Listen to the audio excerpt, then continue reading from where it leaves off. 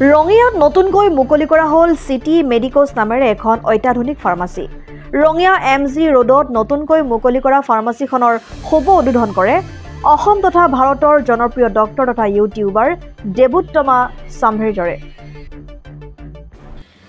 লগতে উপস্থিত থাকে ৰঙিয়া স্বস্তি হস্পিটেলৰ প্ৰতিষ্ঠাপক তথা স্বত্বাধিকাৰী হিতেন কলিতা আৰু ৰঙিয়াৰ বহু কেইজন গণ্যমান্য ব্যক্তি।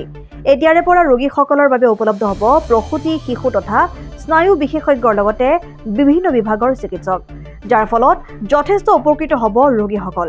যিটো সময়ত বৰ্ধিত মূল্যই জুৰুলা কৰিছে সাধাৰণ জনতাক, সেই সময়তে বিভিন্ন ঔষধৰ ওপৰত কিছু পৰিমাণে ৰেহাই পাব ৰোগীসকলে। ইতিমধ্যে আটক ধুনীয়াকৈ সজাই পৰাই তোলা হৈছে ফাৰ্মাচীখন।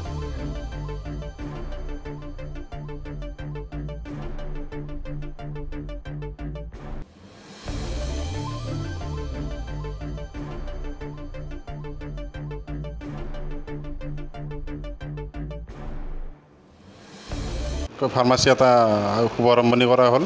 শুভাৰম্ভণি কৰিলে আমাৰ অসমৰ জনপ্ৰিয় অসমৰ ভাৰতৰে জনপ্ৰিয় দেবোত্তমা মেজৰ দীপন কুমাৰ বৰ্মন তেখেত আৰু স্বস্তি হস্পিটেলৰ প্ৰতিষ্ঠাপক MD ডক্টৰ হিতেন্দ্ৰ কলিতা ছাৰে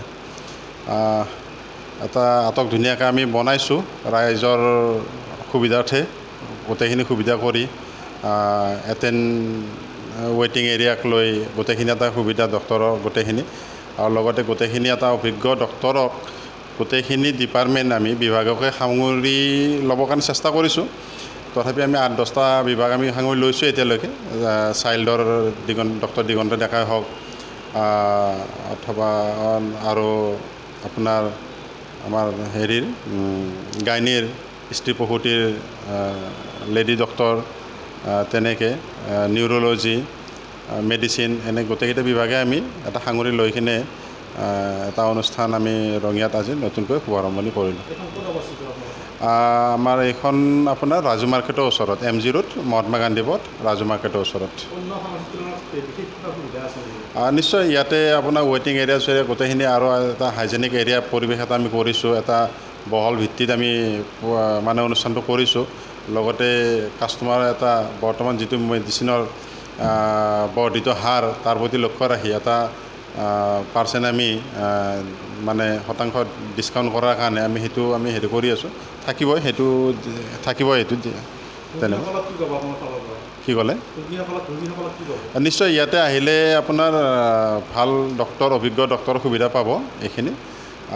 লগতে এটা ভাল পৰামৰ্শ, আৰু অহাকালিও আমাৰ দেবোত্তম ছাৰে পেচেণ্ট ইয়াতে চাব, তেখেতৰ পৰা এটা ভাল পৰামৰ্শ আমাৰ অসমৰ ৰাইজে এটা লৈ আছে। যথেষ্ট সঁহাৰি পাইছোঁ। আমি কিছুদিন আগৰ পৰা আমি এটা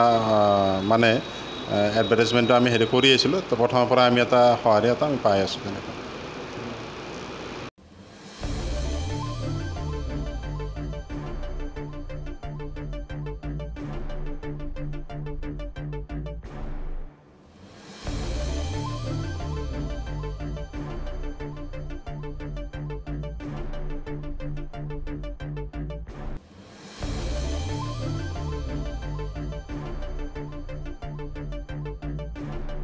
ৰঙিয়াৰ পৰা হেমেন কলিতাৰ ৰিপৰ্ট, ডেমক্ৰেটিক আছাম।